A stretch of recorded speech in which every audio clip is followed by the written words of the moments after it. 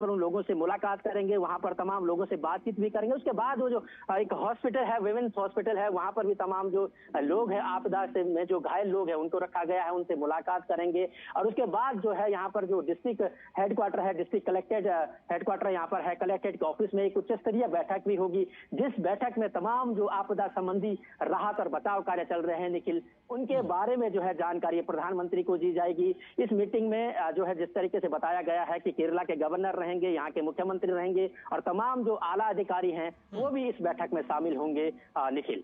जी जी, निश्चित तौर पर ये तस्वीरें हम देख पा रहे हैं प्रधानमंत्री नरेंद्र मोदी को, जो वायनाड का स्केच है लैंडस्लाइड का वो दिखाया गया है। बेली ब्रिज पर प्रधानमंत्री मौजूद हैं, साथ में उनके आला अधिकारी हैं, मुख्यमंत्री हैं, राज्यपाल हैं,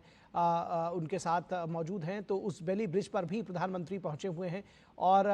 पूरा घटना स्थल है वहां का दौरा किया प्रधानमंत्री ने। जो तमाम गांव हैं वहां जा रहे हैं प्रधानमंत्री, और जैसा कि आपने बताया कि ये पूरा जो घटनाक्रम रहा है वो पूरा समझाया जा रहा है, प्रधानमंत्री को बताया जा रहा है किस तरह से राहत और बचाव कार्य चलाया गया है। इस विषय में भी प्रधानमंत्री को जानकारी दी जा रही है और किस तरह से आगे पुनर्वास कार्य किए जाएंगे वो भी किया जा रहा है। आप इन तस्वीरों में देख पा रहे होंगे, हमारे दर्शक भी देख पा रहे होंगे कि प्रधानमंत्री जो सुरक्षा कर्मी हैं, जो बचाव कर्मी हैं, उनसे भी उन्होंने मुलाकात की, उनकी एक बड़ी भूमिका रही है। इस संबंध में भी मैं आपसे जानना चाहूँगा। प्रधानमंत्री देखिए, यहाँ पर जो पीड़ित हैं इस घटना से, या जो लोग इसमें आपदाग्रस्त क्षेत्र में फंसे हुए लोग थे, उनसे तो मुलाकात कर ही रहे हैं, उनके घावों पर मरहम लगाने का काम कर ही रहे हैं। जिन लोगों ने इसमें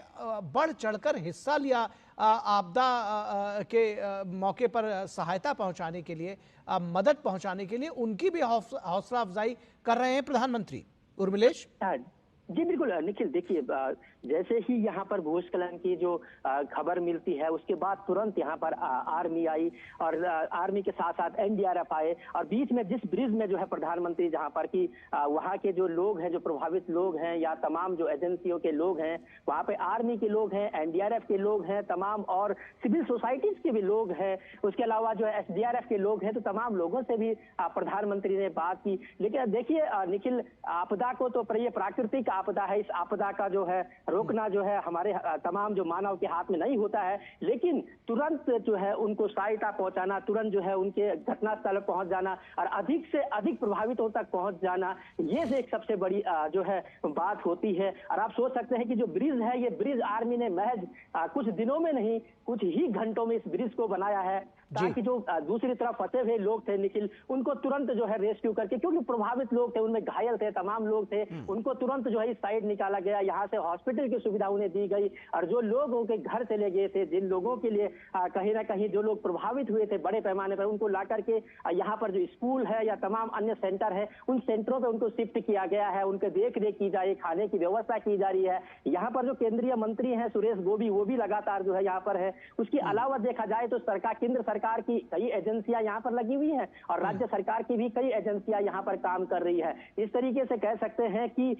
तमाम जो एजेंसियां हैं वो यहाँ पर एक तरफ काम कर रहे हैं। प्रधानमंत्री उन तमाम लोगों से भी मुलाकात कर रहे हैं जो प्रभावित लोग हैं, उनके अलावा भी कि किस तरीके से यहाँ पर रेस्क्यू चल रहा है, किस तरीके से राहत और बचाव कार्य किया जाए, क्योंकि अभी भी निखिल कई जिंदगियां जो है लापता है, कई लोग यहाँ पर जो है लापता है। उनका जो सर्च ऑपरेशन है वो किस तरीके से चलाया जा रहा है, तमाम अधिकारी जो है यहाँ पे आला अधिकारी उनसे जो है बातचीत कर रहे हैं। और एक सबसे बड़ी बात यह है निखिल, क्योंकि अब इसका जो है जो प्रभावित लोग हैं, जिनके इसमें सारी चीजें बह गई है, जो इससे सबसे ज्यादा प्रभावित है, उनको वापस जो है बसाने की बात हो रही है। किस तरीके से उनको जो है बसाया जाए, तो निश्चित तौर से प्रधानमंत्री बस कुछ समय बाद यहाँ पर तमाम जो आला अधिकारी हैं, यहाँ के मुख्यमंत्री हैं, यहाँ के जो है जो केंद्रीय मंत्री हैं, केरल से खुद आते हैं सुरेश गोभी, वो भी इस उच्च अधिकारी जो उच्च स्तरीय जो बैठक होगी उस बैठक में जो है बात की जाएगी। और साथ ही जो कमेटी अपनी रिपोर्ट देगी, उस रिपोर्ट के हिसाब से किस तरीके से पुनर्वास की व्यवस्था की जाए, कैसे उन लोगों को जो है जल्द से जल्द जो है पुनर्वास की सुविधाएं प्रदान की जाए, या ये कह सकते हैं कि कैसे जल्द से जल्द उन लोगों को वापस जो है उनके क्योंकि कई लोगों के पास अब घर नहीं रहा हुआ है, कई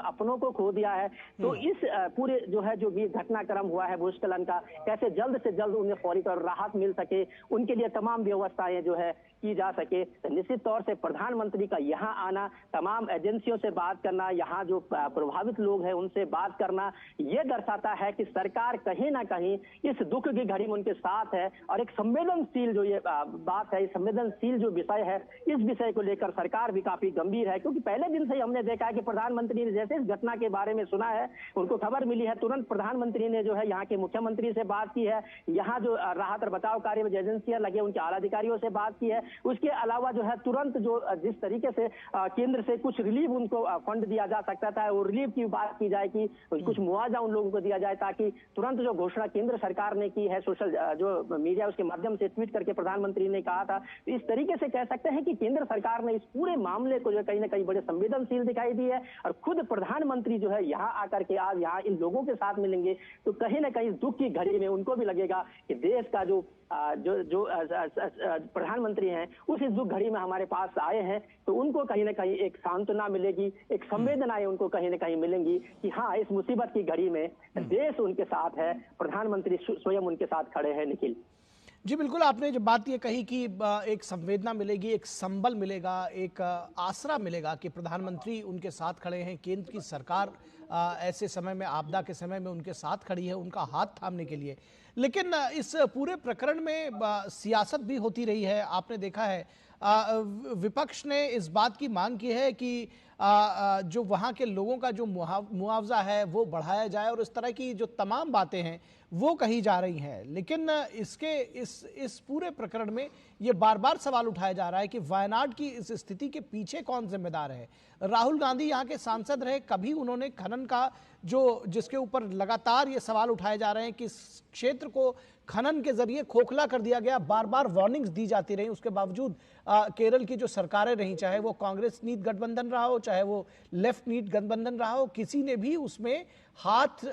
डालने की या उसको रोकने की कोशिश नहीं की, बल्कि लाभ ही कमाते रहे। और इसी के तरह से राहुल गांधी ने भी कभी ये प्रश्न संसद से लेकर कभी कहीं नहीं उठाया, और अब इस पर सियासत करने की कोशिश की जा रही है। देखिए निखिल, ये बात तो सही है कि इस पे अब सिर्फ जो है सियासत कर रहे हैं, लेकिन एक बात जरूर है कि जो बात मैंने अपने दर्शकों को आप पहले ही बताया था कि जो भूवैज्ञानिक है उन्होंने 2021 में ही इस बात को निखिल बताया था कि ये लैंड स्लाइडिंग जोन है। और इस लैंड स्लाइडिंग जोन में जो है पहले 2021 मतलब ये कह सकते हैं कि आज से 4 साल पहले ही जो है इस बात को बता दिया गया। दरअसल उर्मिलेश 1983 से यहाँ पर भूकंप लगातार आते रहे हैं, कई घटनाएं होती रही हैं आसपास के क्षेत्रों में, और उसके बावजूद जो पर्यावरण विदों की जो रिपोर्ट्स थी उसमें बार बार कहा जाता रहा कि खनन की जो प्रक्रिया वहाँ चल रही है, उनके जो पट्टे हैं उनको और लोगों को ना दिया जाए, उस पर जो पर्यावरण की जो एनजीटी के सुप्रीम कोर्ट के तमाम निर्णय रहे, लेकिन उसके बावजूद उन सबको दरकिनार करके खनन का जो काम है वो किया जाता रहा। जी बिल्कुल, निश्चित तौर से। और कहीं ना कहीं जो वहाँ की जो भौगोलिक परिस्थिति है, उस भौगोलिक परिस्थिति को भी अनदेखा किया गया है। और जो जिस तरीके से वहाँ पर जो है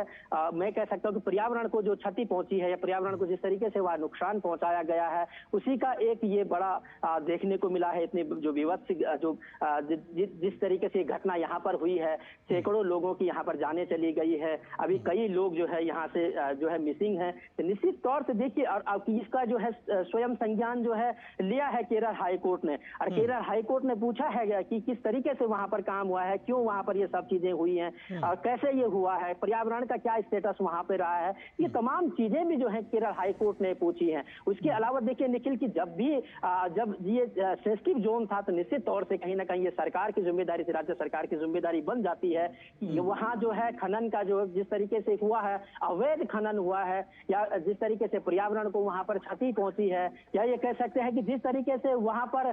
जो है